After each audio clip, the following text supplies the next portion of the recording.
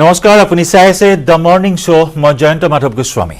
আৰু the morning শ্ব'ত আৰম্ভণিতে জনাও এটা ব্ৰেকিং নিউজ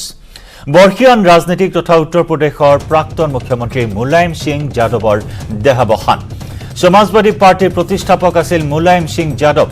গুৰুগ্ৰামৰ মেডান্ত হস্পিটেলত শেষ নিশ্বাস ত্যাগ কৰে বৰ্ষীয়ান ৰাজনীতিকগৰাকীয়ে মৃত্যুৰ সময়ত তেখেতৰ বয়স আছিল 82 বছৰ তিনিবাৰকৈ উত্তৰ প্ৰদেশৰ মুখ্যমন্ত্ৰী আছিল যাদৱ কেন্দ্ৰীয় প্ৰতিৰক্ষা মন্ত্ৰী আছিল মুলায়ম সিং যাদৱ শিক্ষক হিচাপে প্ৰথমে তেওঁৰ নিজৰ কেৰিয়াৰৰ আৰম্ভণি কৰিছিল আৰু তাৰ পিছতে ৰাজনীতিৰ পথাৰত খোজ পেলাইছিল বৰ্তমান ময়নপুৰী সমষ্টিৰ সাংসদ আছিল মুলায়ম সিং যাদৱ 22 আগষ্টৰ পৰা চিকিৎসাধীন হৈ আছিল মুলায়ম সিং যাদৱ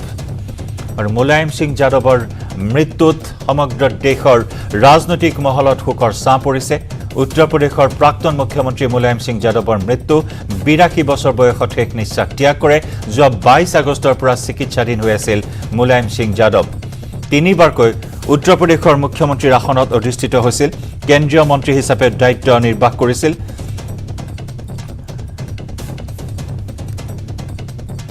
আৰু এগৰাকী বৰ্ষীয়ান ৰাজনীতিকৰ মৃত্যুত উত্তৰ প্ৰদেশকে ধৰি সমগ্ৰ দেশত শোকৰ ছাঁ পৰিছে এজন ভাৰতীয় ৰাজনীতিবিদ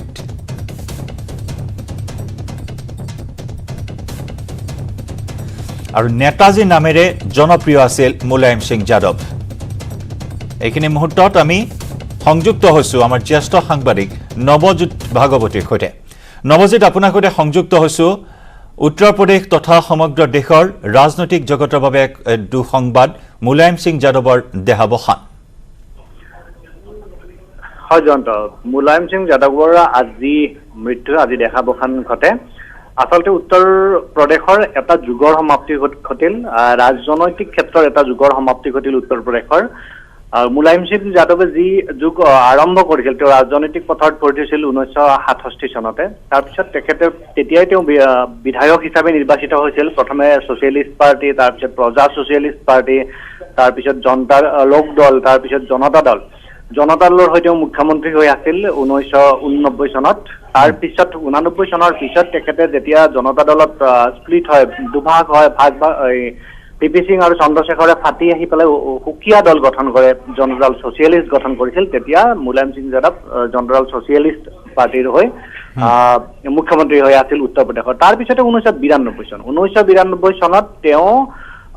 সমাজবাদী পাৰ্টিৰ প্ৰতিষ্ঠা কৰে আৰু সমাজবাদী পাৰ্টি প্ৰতিষ্ঠা কৰি তেওঁ পৰৱৰ্তী সময়ত দুবাৰকৈ মুখ্যমন্ত্ৰী হয় আৰু উত্তৰ প্ৰদেশত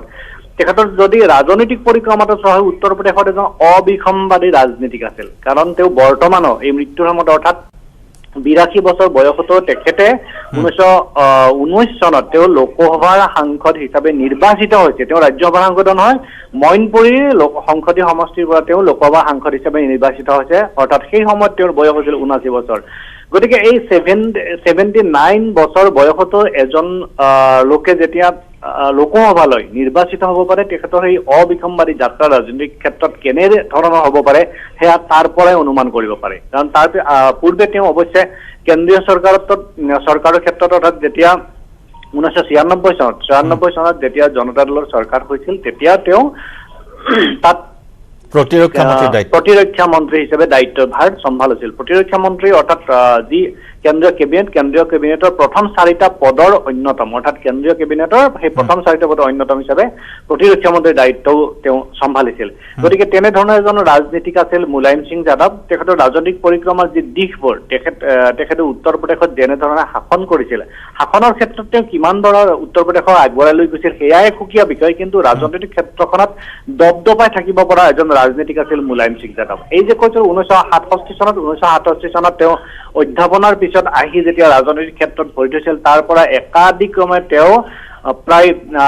8 বাৰকৈ তেওঁ বিধান সভালৈ নিৰ্বাচিত হৈছে উত্তৰ প্ৰদেশৰ বিধানসভালৈ আৰু উত্তৰ প্ৰদেশ হল ভাৰতৰ ভিতৰত এখন বৃহৎ ৰাজ্য সেই ৰাজ্যখনৰ মুখ্যমন্ত্ৰীৰ দায়িত্ব 3 বাৰকৈ চম্ভালি থকাটো বৰ এটা কম কথা নহয় আৰু তেওঁ নিজে এটা সময়ত জনতা দলৰ পৰা ফাটি আহি নিজে সমাজবাদী পাৰ্টি গঠন কৰি তাৰ পিছতে দুবাৰকৈ মুখ্যমন্ত্ৰী হৈছে আৰু দুবাৰকৈ নিজে মুখ্যমন্ত্ৰী হোৱাই নহয় তেওঁৰ পুতেকক অৰ্থাৎ পুত্ৰ অখিলেশ সিঙকো তেওঁ অখিলেশ যাদৱকো তেওঁ দুবাৰ মুখ্যমন্ত্ৰী পদত তেওঁ আসীন কৰাইছে অৰ্থাৎ 2012 চনত তেওঁ প্ৰথমবাৰৰ কাৰণে তেওঁ মুলায়ম সিং যাদৱে তেওঁৰ পুত্ৰক তেওঁ মুখ্যমন্ত্ৰী পদত আসীন কৰিছিল তাৰ পিছৰ পৰা তেওঁ ৰাজনৈতিক ক্ষেত্ৰত অৰ্থাৎ ফেমিলিত অৰ্থাৎ তেওঁলোকৰ পৰিয়ালত যি খাম খেয়ালৰ সৃষ্টি হৈছিল তাৰ বাবে তেওঁ কিছুদিন ধৰি তেওঁ পদৰ সভাপতি পদত নাছিল বা কিছুদিন ধৰি নাছিল যদিও তেওঁক নেতাজী হিচাপে বিখ্যাত হৈ আছিল আৰু সেই নেতাজীক তেওঁৰ পুত্ৰই অখিলেশ যাদৱে তেওঁক ওলাই কৰা নাছিল কাৰণ তেওঁ জানিছিল যে পিতৃক ওলাই কৰি তেওঁৰ ৰাজনৈতিক ভৱিষ্যত কেনেধৰণৰ হ'ব পাৰে তেনেধৰণৰ এজন ৰাজনৈতিক নেতা আছিল মুলায়ম সিং যাদৱ আৰু সেই মুলায়ম সিং যাদৱৰ আজি যি মৃত্যু হ'ল এই মৃত্যুৱে বিশেষকৈ বৰ্তমান ক্ষেত্ৰত উত্তৰ প্ৰদেশৰ ৰাজনীতিক এটা যুগৰ অন্ত পেলালে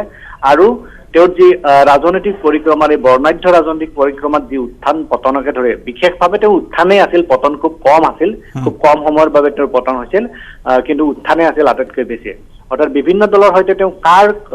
কোনটো দলৰ সৈতে কেতিয়া ৰাজনৈতিক মিত্ৰতা কৰিব লাগে কোনটো দলক কেতিয়া তেওঁ এৰি আহিব লাগে সেই কথাবিলাকত অৰ্থাৎ ৰাজনৈতিক দৃষ্টিকোণৰ পৰা তেওঁ খুব পৰিপক্ক আছিল ভৱিষ্যত দৃষ্টিত তেওঁ পৰিপক্ক আছিল আৰু সেইদৰে তেওঁ নিজৰ ৰাজনৈতিক পদক্ষেপসমূহ গ্ৰহণ কৰিছিল বিভিন্ন সময়ত তেনে পদক্ষেপ গ্ৰহণ কৰিছিল আনকি যেতিয়া মনমোহন সিং চৰকাৰৰ ABC চুক্তিৰ বাবে গোটেই বাওঁপন্থী দলে তাৰ পৰা তেওঁ আঁতৰাই দিয়ে অৰ্থাৎ সমৰ্থন প্ৰত্যাহাৰ কৰিছিল সমৰ্থন প্ৰত্যাহাৰ কৰাৰ পিছতো সমাজবাদী পাৰ্টি এটা চৰ্তত গৈ তেওঁ কেন্দ্ৰীয় চৰকাৰক সমৰ্থন দি দেখিছিল মনমোহন চৰকাৰক অৰ্থাৎ সেই সময়ত মুলায়ম সিং যাদৱে তেওঁৰ সহযোগীক লগত লৈ ৰাষ্ট্ৰপতি APJ আব্দুল কালামক লগ ধৰিছিল আৰু APJ আব্দুল কালামক লগ ধৰি সুধিছিল যে এই ABC চুক্তিখন ভাৰতৰ বাবে ভাল হ'ব নে বেয়া হ'ব এই কালামে তেতিয়া তেখেতক পৰামৰ্শ দিছিল যে চুক্তিখন ভাল হ'ব তাৰ পিছতে তেওঁ আহি পেলাই সংবাদ মাধ্যমত ঘোষণা কৰিছিল আৰু মনমোহন সিং চৰকাৰক সাপোৰ্ট দিছিল আৰু সেই মনমোহন সিং চৰকাৰ তেতিয়া পতনৰ পৰা ৰক্ষা পৰিছিল অৰ্থাৎ তেনেধৰণৰ পদক্ষেপ মুলায়ম সিং যাদৱে গ্ৰহণ কৰিছিল চন্দ্ৰ ধন্যবাদ নৱজিৎ ভাগৱতী ধন্যবাদ জ্ঞাপন কৰিছো আপোনাক সংক্ষেপতে তেওঁৰ ৰাজনৈতিক পৰিক্ৰমা আপুনি বিশ্লেষণ কৰিলে আৰু সঁচাকৈ মুলায়ম সিং যাদৱৰ মৃত্যু সমাজবাদী পাৰ্টিৰ বাবে এক অপূৰণীয় ক্ষতি এক দীঘলীয়া ৰাজনৈতিক পৰিক্ৰমা ইতিমধ্যে নৱজিৎ ভাগৱতী আমাক জনাইছে 1974 চনৰ পৰা 2007 চন পৰ্যন্ত মুঠ 8 বাৰকৈ উত্তৰ প্ৰদেশৰ বিধায়ক হিচাপে নিৰ্বাচিত হৈছিল যথেষ্ট সিদ্ধহস্ত আছিল ৰাজনৈতিক ক্ষেত্ৰখনত তেওঁ কাৰণ নিৰ্বাচনত কোনটো দলৰ সৈতে মিত্ৰতা স্থাপন কৰিব লাগিব বা কাৰ সৈতে মিত্ৰতা ভংগ কৰিব লাগিব যথেষ্ট অভিজ্ঞতা পুষ্ট আছিল আৰু এইগৰাকী বৰ্ষিয়ান অভিজ্ঞ ৰাজনীতিকৰ মৃত্যুত শোকৰ ছাঁ পৰিছে সমাজবাদী পাৰ্টিত এক অপূৰণীয় ক্ষতি হিচাপে ইতিমধ্যে ৰাজনৈতিক বিশ্লেষকসকলে উল্লেখ কৰিছে এই কথা তিনিবাৰকৈ উত্তৰ প্ৰদেশৰ মুখ্যমন্ত্ৰীৰ পদত অধিষ্ঠিত হৈছিল মুলায়ম সিং যাদৱ 1991 চনত সমাজবাদী পাৰ্টি গঠন কৰিছিল মুলায়ম সিং যাদৱে